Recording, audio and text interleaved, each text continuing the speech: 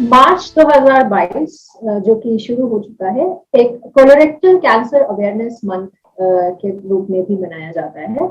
इसलिए आज के जो जागृत डायलॉग्स का ये सेशन है, इसमें हम बात करने वाले हैं कि कोलोरेक्टल कैंसर क्या होता है, इसके लक्षण क्या होते हैं और इसका उपचार क्या होता है। नमस्कार, मैं हूँ उर्वशी कपूर, एसोसिएट एडिटर जागरण मीडिया, और मेरे साथ जुड़े हैं एक खास मेहमान जिनका मैं परिचय कराना चाहूंगी। We have with us doctor Amanjeet Singh. He is director and head of colorectal surgery at Medanta Hospital. Sir, आपका बहुत बहुत स्वागत है। नमस्कार ऋषि जी, सबसे पहले thanks for inviting me for this and I hope the viewers get some lessons from this episode. Definitely sir, और हम आज के सेशन में जानेंगे जो भी हमारा सब्जेक्ट है कोलोरेक्टल कैंसर के ऊपर हम बात करने वाले हैं। और जो हमारे साथ एक्सपर्ट जुड़े हैं, डॉक्टर अमनजीत, वो आपकी डायरेक्टर है हेड ऑफ कोलोरेक्टल सर्जरी के। वो जीआई सर्जरी में भी एक्सपर्ट है, जीआई ऑन्कोलॉजी के भी एक्सपर्ट है, बैरियाट्रिक सर्जरी के भी एक्सपर्ट है। तो हमारे पास आज बहुत सारे सवाल हैं हमारे एक्सपर्ट के लिए, और आई एम श्योर जो भी आप सबके सवाल थे उन सबको हम इस सेशन के थ्रू आंसर कर पाएंगे। तो समय को जाया ना करते हुए हम सवालों का सिलसिला शुरू करते हैं। तो डॉक्टर अमनजीत, सबसे पहला सवाल जो मैं आपसे पूछना चाहूंगी वो ये है कि जैसे कि अभी हमने बताया कि मार्च जो है वो national colorectal cancer awareness month है। इसके बारे में हमें बताएं कि क्यों हम इस ऑब्जर्व करते हैं इस मंथ को as national colorectal cancer awareness month. Okay, Rishi ji, actually जो इंसिडेंस है कोलोरेक्टल कैंसर का, ये डायबिटीज की तरह इंक्रीज करी जा रहा है। हर साल there is a study that around 2% per year increase हो रहा है कोलोरेक्टल कैंसर एवरी ईयर। तो इसको देखते हुए दूसरा कोलोरेक्टल कैंसर की जो अच्छी बात ये है कि like our lifestyle diseases, diabetes, hypertension, colorectal cancer एक ऐसी चीज है जिसको हम थोड़ा प्रिवेंट कर सकते हैं। So that is the reason कि जो बीमारी बढ़ रही है लाइक एपिडेमिक, हम कुछ चीजों से अवेयरनेस लोगों को देके हम उसको प्रिवेंट कर सकते हैं। तो ऐसे कारण की वजह से यूएस में जो mister Bill Clinton at that time he is president in 2000, तो he decided that we will use जो एक महीना है मार्च का, इसको कोलोरेक्टल कैंसर अवेयरनेस के लिए, ताकि हम लोगों को बता पाए कि हम कैसे इसको प्रिवेंट कर सकते हैं, क्या ट्रीटमेंट है, so that we can increase जो इसकी ग्रोथ हो रही है उसको रोक पाए। सो 2000 से हर मार्च को हम सेलिब्रेट कर रहे हैं एज कोलोरेक्टल कैंसर मंथ। उसमें अलग अलग जो इंस्टीट्यूशंस हैं उसको through social media, through their different kind of techniques जिसके थ्रू वो पब्लिसाइज करते हैं, लोगों को अवेयरनेस करते हैं इस कैंसर के बारे में। तो उसमें एक दिन जो होता है उसको कोलोरेक्टल कैंसर डे बोला जाता है। Like this year it is on Friday, so every year it's a different day. So otherwise वो सारा जो सिस्टम है चलता है फॉर मंथ ओनली, बट एक को फिर भी हम स्पेशलाइज करके डे को सेलिब्रेट करते हैं। सो 2000 से every year it is being celebrate. जी, तो हम कोलोरेक्टल कैंसर की बात कर रहे हैं, तो आप हमें बताएं कि क्या होता है कोलोरेक्टल कैंसर, इसके बारे में बताएं कि क्या सिम्टम्स होते हैं, लोगों को किन बातों का ध्यान देना चाहिए, मतलब, और कैसे वार्निंग साइंस क्या होते हैं, कुछ थोड़ा डिटेल में आप हमें इसके बारे में बताएं। ओके, कोलोरेक्टम जो हमारा जो लार्ज इंटेस्टाइन होता है, जो हमारा गैस्ट्रोइंटेस्टाइनल ट्रैक्ट है, जो माउथ से स्टार्ट होता है एनस में खत्म होता है, तो जो लास्ट का 1.5 मीटर 150 सेंटीमीटर है वो कोलोरेक्टम होता है, और उसमें से लास्ट का 20 सेंटीमीटर इज अवर रेक्टम। तो जो भी कैंसर इज बेसिकली जो हमारे रूटीन सेल्स है उनकी अब नॉर्मल ग्रोथ होने लग जाती है। तो नॉर्मल ग्रोथ होती है, थोड़ा डिस्ट्रॉय होते रहते हैं। अगर वो अब नॉर्मल ग्रोथ हो रही है उसको हम कैंसर बोलते हैं। तो जो भी cancer last 150 centimetre of intestine को इन्वॉल्व करते हैं उनको हम as a group colorectal cancer बोलते हैं। सो कोलोरेक्टल कैंसर बेसिकली एक लेफ्ट साइड के होते हैं, लेफ्ट साइड में basically sigmoid cancer and rectum cancer, और एक राइट साइड के होते हैं। तो ये दोनों जो है दे आर कोलोरेक्टल कैंसर। तो इसमें हम सिम्टम्स की बात करें तो मोस्ट कॉमन सिम्टम जो होता है अनएक्सप्लेन्ड अनीमिया, किसी का हीमोग्लोबिन कम हो रहा है, हमें कोई कॉज नहीं मिल रहा। सो मेजोरिटी अगर हम टेस्ट करवाएंगे काफी पेशेंट में हमें वो पॉलिप या कैंसर मिलेगा। दूसरा मोस्ट कॉमन कॉज होता है अगर किसी को अनएक्सप्लेन्ड वेट लॉस हो रहा है, किसी का वजन कम ही हो जा रहा है, हमें लग रहा है वीकनेस आ रही है, तो हमें ऐसे पेशेंट को इन्वेस्टिगेट करना चाहिए। तीसरा जो होता है इट्स अ ब्लीडिंग पर रेक्टम। सो स्टूल पास करते अगर किसी को ब्लीडिंग हो रही है तो वो साइन है जिसमें हमें इन्वेस्टिगेट करना चाहिए कि क्यों हो रहा है। और चौथा होता है इनएडिक्वेट इवैक्यूएशन। जैसे सपोज करो हमने मोशन स्टूल पास कर लिया, उसके बाद भी हमें लग रहा है कि नहीं अभी और मोशन आएगा। So this इनएडिक्वेट evacuation it's very confirmatory कि कोई ना कोई अंदर ट्यूमर या कोई पॉलिप है। सो ये जो साइन है ये, and the fifth one is recent change in bowel habit. Suppose करो एक पेशेंट 60 ईयर है, उसको अभी तक कॉन्स्टिपेशन थी, सडनली डायरिया हो गया, या अभी तक डायरिया लूज मोशन चल रहे थे, अभी रिसेंटली कॉन्स्टिपेशन होने लग गया। तो ये जो 5 साइन है, unexplained anaemia, unexplained weight loss, this bleeding पर रेक्टम और इनएडिक्वेट वैक्यूएशन, और ये पांचवा जो है अगर आपको recent change in bowel habit है, तो ये मोस्ट कॉमन सिम्टम्स है जिनमें हमें इन्वेस्टिगेट करना चाहिए कि हम कोई चीज मिस तो नहीं कर रहे हैं। जी, सो बेसिकली अगर ऐसे कोई सिम्टम्स आ रहे हैं किसी को, तो उनको जरूर अपने डॉक्टर की सलाह लेनी चाहिए, और किसी भी बड़ी बीमारी का सामना ना करना पड़े, इसके लिए शुरुआत में ही अगर ऐसे लक्षण दिखे तो जल्द से जल्द डॉक्टर से संपर्क करना चाहिए। सो डॉक्टर अमन जी, अगर ऐसा कोई सिम्टम्स आ रहे हैं, तो क्या अगर मान लीजिए किसी को डायग्नोज हो जाती है ये प्रॉब्लम, तो उसके ट्रीटमेंट ऑप्शंस क्या क्या होते हैं मेडिकल साइंस में? सबसे अच्छी बात उर्वशी जी कोलेटरल कैंसर में यही है कि अगर हम उसको अर्ली स्टेज पे डायग्नोस कर लें तो इट्स ऑलमोस्ट लाइक क्योरेबल। हर इंसान अपनी नॉर्मल जिंदगी जी सकता है अगर हम अर्ली स्टेज में कर लें। दूसरी अच्छी बात यह है कोलेटरल कैंसर में कि कैंसर जो है ना, एक पॉलिप इज बेसिकली छोटा सा एक मास बड़ा हुआ इंटेस्टाइन का, पॉलिप से बनते हैं। तो पॉलिप से कैंसर बनने में 2 से 3 साल लग जाते हैं। सो इसलिए हम इसमें स्क्रीनिंग का भी रोल है, जो अभी हम बाद में डिस्कस करते हैं, कि पॉलिप से कैंसर बनेगा हम अर्ली स्टेज पे डायग्नोस कर सकते हैं। तो अगर ये पॉलिप की स्टेज पे हो गया, हम एंडोस्कोपी से कोलोनोस्कोपी करके उसको काट सकते हैं। अगर उससे नेक्स्ट स्टेज है जिसको हम लोकलाइज्ड कैंसर बोलते हैं, उसमें जो मेन रोल है वो सर्जरी का है। हम सर्जरी करके वो सेगमेंट ऑफ इंटेस्टाइन काट देते हैं, उन दोनों को जोड़ देते हैं। इवन सर्जरी भी अगर आप देखोगे रिसेंटली हमारे पास बहुत सारी नई टेक्निक्स हैं लेप्रोस्कोपिक सर्जरी, बिकॉज जैसे पुराने टाइम में हमें बड़े कट्स देने पड़ते थे, वुंड इन्फेक्शन होते थे। अब जो सर्जरी बहुत एडवांस हो गई है, हमारे पास लेप्रोस्कोपी है, रोबोटिक्स है, different kind of image guided surgeries हैं, तो उससे सर्जरी की प्रोसीजर में बढ़ गई है। तो अगर ये लोकलाइज से आगे है, सपोज करो मेटास्टेटिक डिजीज है, मतलब डिजीज कोलन से निकल के कहीं और चली गई है, तो उन केसेस में हमें कीमोथेरेपी देनी पड़ती है या रेडिएशन थेरेपी भी देनी पड़ती है। तो बिल्कुल लास्ट स्टेज में जब कहीं और कोई अल्टरनेटिव नहीं बचता फिर इम्यूनोथेरेपी है। तो ये जो डिफरेंट मॉडलिटीज है, colonoscopy, excision, surgery, radiation, chemotherapy and immunotherapy. So depending on stage patient के लिए उसकी ट्रीटमेंट आपके जो डॉक्टर हैं वो उसके लिए करेंगे। जी, अभी आपने सर्जरी की बात करी, तो सर्जरी एक जब नाम सुनते हैं तो कुछ लोग इससे घबराते भी हैं, बट कभी ना कभी मतलब कुछ केसेस में ये नेसेसरी हो जाती है, आवश्यक हो जाती है, क्योंकि इसके बिना फिर ट्रीटमेंट पॉसिबल नहीं हो पाता। तो सर्जरी के बारे में बताएं कि क्या कितनी इफेक्टिव होती है सर्जरी, क्या उसके कुछ प्रोज एंड कॉन्स अगर हैं तो वो भी हमारे साथ शेयर करें please. Urvashi, surgery for colon cancer, surgery जो है वो तो प्राइमरी मोडेलिटी है। इवन अगर आपका जो मसल को भी इन्वॉल्व कर रहा है, आसपास की इंटेस्टाइन को, स्मॉल इंटेस्टाइन को इन्वॉल्व कर रहा है, इवन इन द प्रेजेंस अगर वो डिजीज लिवर में गई हुई है, तो पहले जहां से वो सेल्स ट्यूमर के निकल रहे हैं, जो जिसको हम बोलते हैं कि जड़ है, उसको निकालना तो बहुत जरूरी है।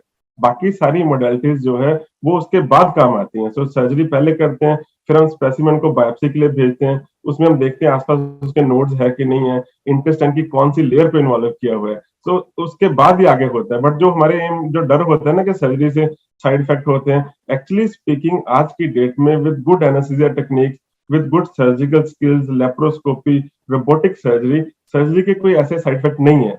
द ओनली थिंग जो लोगों के दिमाग में एक होता है वो रेक्टल कैंसर में होता है। बिकॉज रेक्टल कैंसर में अगर जो ट्यूमर है बिल्कुल टट्टी के रास्ते के नीचे की तरफ है, उन केसेस में हमें परमानेंट बैग लगाना पड़ता है स्टूल का। वो एक सोशल स्टिग्मा है, जो कहो कि हमारे खासकर इंडिया जैसे कंट्रीज में कि पूजा नहीं करने जाते पेशेंट, वो एक मेजर जो हमें डिफिकल्टी आती है। बट वो भी अगर पेशेंट की काउंसलिंग करो, बिकॉज अल्टीमेटली सबसे पहले हमारी जान जरूरी है। सो otherwise for right colon cancer, left colon cancer, surgery आज की डेट में बहुत सिंपल है, बहुत ज्यादा साइड इफेक्ट नहीं है, और मेजोरिटी ऑफ पेशेंट 5 से 7 दिन में अपना नॉर्मल लाइफ में जा सकते हैं। जी, सो जैसे आपने सर्जरी के बारे में बताया, अगला सवाल मेरा डॉक्टर अमनजीत ये है कि क्या डाइटरी चेंजेस या डाइटरी हैबिट्स को, जैसे कि हर चाहे वो किसी भी बीमारी की अगर हम बात करें तो डाइट एक इम्पॉर्टेंट फैक्टर होता है, लाइफस्टाइल एक इम्पॉर्टेंट फैक्टर होता है, तो डाइटरी चेंजेस ऐसे कौन से अडॉप्ट करने चाहिए जिससे कि हम इस बीमारी से प्रिवेंट अपने आप को, या जो भी कॉमन मैन के लिए है ये कि अपने आप को कैसे प्रिवेंट कर सकते हैं डाइट चेंजेस अगर हम करें तो? और जी सबसे अच्छी बात कोलेक्टल कैंसर की यही है कि ये जो हमारी डाइट और लाइफस्टाइल से रिलेटेड है। जो अदर रिस्क फैक्टर है लाइक इवन एज है, age is also advancing age is a risk factor. Male patient obesity they are also risk factor, but वो मेल पेशेंट एज हम चेंज नहीं कर सकते, बट डाइट और लाइफस्टाइल दो ऐसी चीजें हैं जिनको हम चेंज कर सकते हैं। सो डाइट में हाई फाइबर डाइट, जो एंटीऑक्सीडेंट होते हैं, vitamin A, vitamin C, tea में जो कैटेकिन्स होते हैं, they are all actually prevented, they can prevent colorectal cancer. So इसके अलावा हमें जो रेड मीट है, जो प्रोसेस्ड मीट्स है, बेकन है, ये सारी चीजें जो है, या फिर जो हाई फैट डेयरी प्रोडक्ट्स है, तो रिफाइंड व्हीट है, रिफाइंड फ्लावर्स हैं, ये सारे जो है दे आर ऑल जो हमें प्री डिस्पोज करते हैं कोलेक्टल कैंसर्स के लिए। So obesity is another risk factor. अगर हमारी साइंस में, हमारी स्टडीज ने दिखाया कि स्पेशली इन मेल्स ओबेसिटी से कोलेक्टल कैंसर का इंसिडेंस बढ़ता है। The other thing is sedentary lifestyle.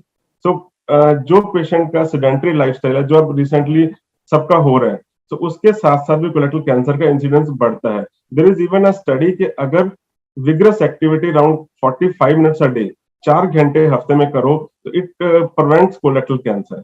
तो ये जो सारे फैक्टर है, बिकॉज अब हमारा लाइफस्टाइल भी चेंज हो रहा है, डाइट भी चेंज हो रहा है, तो इन रीजन से द इंसिडेंस जो है इंक्रीज हो रहा है, एंड मोर इंक्रीज हो रहा है इन यंगर पॉपुलेशन। सो ये डाइट में ये चेंजेस करके, अल्कोहल कम करके, स्मोकिंग कम करके, रिफाइंड चीजें कम करनी है, फाइबर वाली डाइट लेनी है, तो ये सारी चीजों के साथ हम कुछ हद तक इस कैंसर को प्रिवेंट कर सकते हैं। जी, तो मेरा अगला सवाल भी यही था कि हम इसको प्रिवेंट कैसे कर सकते हैं, और आपने आई एम श्योर अच्छे से इसका एक्सप्लेन भी किया। नेक्स्ट क्वेश्चन पे आते हैं कि क्या कोलोरेक्टल कैंसर जेनेटिक या हेरिडिटी होता है, एज इन अगर इस पे आप कुछ बताना चाहें। हाँ जी, जेनेटिक और हेरिडिटरी जो है वो एक डिफरेंट, दोनों अलग अलग टर्म्स हैं। जेनेटिक मींस हमारी जीन में कोई म्यूटेशन हुई है, हमारा जो सारी बॉडी में जो सेल्स हैं उसमें एक डीएनए होता है जिनको हम जीन्स बोलते हैं। तो कोई भी जेनेटिक म्यूटेशन होगी उसको हम जेनेटिक बोलेंगे। सो हर कहीं ना कहीं कोई जीन में म्यूटेशन होगी हर कैंसर से, तो कैंसर तो जेनेटिक ही होते हैं। Hereditary is a different term. Hereditary means कि वो जेनेटिक जो म्यूटेशन हुई है वो मदर से या फादर से अपने बच्चे को जा सकती है। सो जेनेटिक तो है ही है, बट कोलोरेक्टल कैंसर जो है वो हेरिडिटरी भी है। कुछ सिंड्रोम्स होते हैं, like there is a familial adenomatous polyposis, जिसको हम फैब बोलते हैं। एक होता है hereditary non polyposis coli, HNPCC. तो इन सिंड्रोम में ये हेरिडिटरी भी है। तो अगर एक को है, देयर इज अ 90% पॉसिबिलिटी कि उनके बाकी भाई बहन, उनके बच्चों को वो हो गई। तो जो पेशेंट जिनके हम एफएपी जिनका डायग्नोज होता है, उनमें हम फिर जेनेटिक टेस्टिंग कराते हैं। अगर वो जीन उसमें है, तो फैमिली में हम जो उस स्टेज में जो उनको कैंसर हुआ था, जिस एज में, उससे 10 साल पहले हम एडवाइस करते हैं कि आप स्क्रीनिंग शुरू कर दो। और उन केसेस में फिर वो जब भी डायग्नोस होगा हमें कोलेक्टमी करनी पड़ती है, मतलब पूरा कोलन निकालना पड़ता है। तो definitely it's hereditary. In female जो एक जीन्स होती हैं जो हमारी ब्रेस्ट और ओवेरियन कैंसर के साथ है, it's also closely related to colorectal cancer. ये 2-3 जेनेटिक एसोसिएशन है कोलेक्टल कैंसर। जी, सो आप क्या एडवाइस करेंगे, मतलब अगर जिनके पेरेंट्स को ऐसा कुछ प्रॉब्लम है, तो उनके जो जनरेशन है, जो बच्चे हैं, क्या उनको किसी पर्टिकुलर एज में स्क्रीनिंग करवाने की जरूरत है, even if they are not showing up any symptoms? Screening 2 तरह से होती है। एक तो नॉर्मल पॉपुलेशन स्क्रीनिंग, जैसे अगर आप वेस्टर्न कंट्री में हो, अमेरिका में जो गाइडलाइन पहले थी, everybody more than 50 was advised regular colonoscopy and screening. जो उन्होंने गाइडलाइन, बिकॉज अभी वो यंगर एज में हो रहा है, उन्होंने 2018 में जो अमेरिकन कैंसर सोसाइटी ने वो गाइडलाइन चेंज करके 50 से 45 कर दिया। तो अब 45 के ऊपर सबका कोलोनोस्कोपी रेगुलरली होता है अमेरिका में। बट इंडिया में क्या है, वो एक्चुअली हमारे पास इतने रिसोर्सेज नहीं है, हमारे पास पॉपुलेशन ज्यादा है, तो वो सारी चीजें जो पॉसिबल नहीं है स्क्रीनिंग करना है।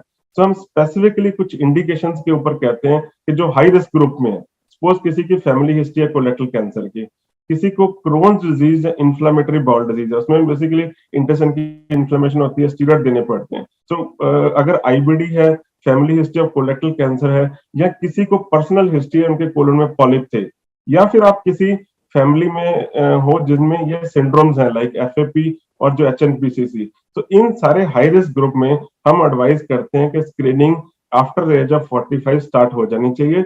और या फिर अगर किसी को वरीसम फीचर्स होते हैं, लाइक जो मैंने सिम्टम्स बताए, तो ये जो हाई रिस्क ग्रुप है, वरीसम फीचर है, तो इन सब में स्क्रीनिंग करनी चाहिए। जी, और हम ऐसे कुछ रिपोर्ट्स भी रिसेंटली हम देख रहे हैं, न्यूज में भी हम पढ़ते आ रहे हैं, यंगर जनरेशन भी काफी इस प्रॉब्लम से जूझ रही है, या कुछ काफी यंगर एग्जांपल्स हैं ऐसे जो कि हमने सुने हैं, पढ़े हैं कि यंगर जनरेशन में ये प्रॉब्लम देखने को मिल रही है। तो क्या आप अपने एक्सपीरियंस के पॉइंट ऑफ व्यू से हमें बताएं कि क्या ऐसा है कि आजकल, मतलब ऐसे माना जाता है कि जब लोग कुछ एट अ सर्टेन एज के बाद ये प्रॉब्लम्स आती है, लेकिन क्या ऐसा है कि यंगर जनरेशन में भी ये प्रॉब्लम्स देखने को मिल रही हैं आजकल ज्यादा? हाँ जी, रिसेंटली ये ट्रेंड है कि जो यंगर पॉपुलेशन है वो मोर और मोर इफेक्ट हो रही है। तो इवन एक अमेरिका में स्टडी हुई है, दे आर सेइंग कि अगर आप 1990 में पैदा हुए हो तो आपको डबल द रिस्क है कोलन कैंसर होने का, 4 टाइम रिस्क है रेक्टल कैंसर होने का, देन जो लोग 1950 में पैदा हुए थे। तो उसमें दोनों फैक्टर्स हैं, एक तो देखो एनवायरमेंटल फैक्टर्स हैं, डाइटरी चेंजेस हो गई हैं, लाइफस्टाइल चेंजेस हो रहे हैं, ओबेसिटी, स्मोकिंग, अल्कोहल, ये सब चीजें बढ़ रही हैं। एंड सेकेंडली कुछ जेनेटिक म्यूटेशंस भी हैं, वे जो यंगर पेशेंट हैं उनमें कुछ ना कुछ ये जो जेनेटिकली अलग म्यूटेशंस हैं कंपेयर टू जो एल्डरली पॉपुलेशन है।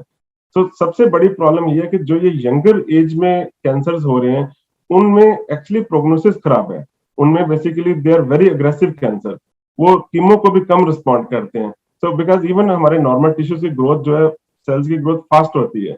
So overall outcome, same disease अगर किसी को 35 साल में हुई है, सेम 70 साल में हुई है, बिल्कुल डिफरेंट है। So they are very aggressive cancer, they are more, एक हमारी हिस्टोपैथोलॉजी होती है सिग्नेचरिंग कैंसर।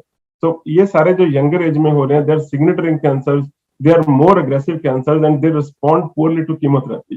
तो एक बहुत ही वरिंग चीज है, that is a reason, because of that only जो अमेरिका में स्क्रीनिंग है वो एज 50 से 45 कर दी गई है, और हो सकता है कमिंग ईयर्स में उसको और कम किया जाए। जी, और एक आखिरी सवाल है जो कि may be not directly related to this, कि ये है कि काफी लोगों को गैस्ट्रिक इश्यूज होते हैं, एक्सेसिव बर्पिंग होती है, ब्लोटिंग होती है, तो क्या ये एक वार्निंग साइन हो सकता है, या एक लाइफस्टाइल चेंज का पार्ट है कि लोगों को लाइफस्टाइल में चेंजेस करने चाहिए इस समस्या का निदान पाने के लिए? एक्चुअली ब्लोटिंग और गैस जो है ना, ये सारे एक आईबीडी जिसको हम बोलते हैं, इरिटेबल बाउल सिंड्रोम, आईबीएस होता है ज्यादा कंपोनेंट। जो वरिंग साइंस है, अगर वो सारे सिम्टम्स क्रॉनिकली चल रहे हैं, वो सिर्फ डाइट और स्ट्रेस से रिलेटेड है।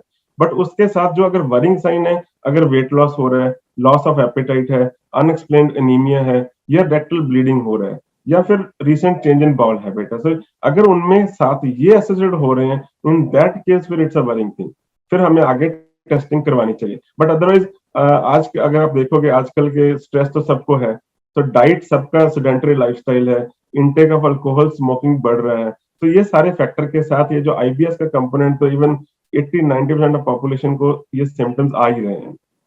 एग्जैक्टली, एंड जैसे आपने एक बात करी स्ट्रेस की, तो स्ट्रेस या एंजाइटी भी कंट्रीब्यूट करती है इन प्रॉब्लम्स में? क्या ये भी एक ऐसा फैक्टर होता है जिससे कि आपकी जो हेल्थ है वो इफेक्ट हो सकती है? इससे इरिटेबल बाउल सिंड्रोम हो सकता है, बट स्ट्रेस से कैंसर नहीं होगा। बट डेफिनेटली अगर किसी को कैंसर है तो जो उसमें आउटकम्स है ना, वो इम्प्रूव कर जाते हैं अगर स्ट्रेस कम लोगे। जो पेशेंट ज्यादा स्ट्रेस लेते हैं, बिकॉज हम सर्जरीज करते हैं, एक पेशेंट होता है जो सेकंड डे उठ के बाहर चल फिर रहा है कि मुझे कुछ नहीं हुआ, they recover much faster than compare to जो पेशेंट होता है कि ये भगवान ने क्या कर दिया, लेट रहा है। तो उनमें और सेकेंडरी कॉम्प्लिकेशंस बहुत हो जाती हैं।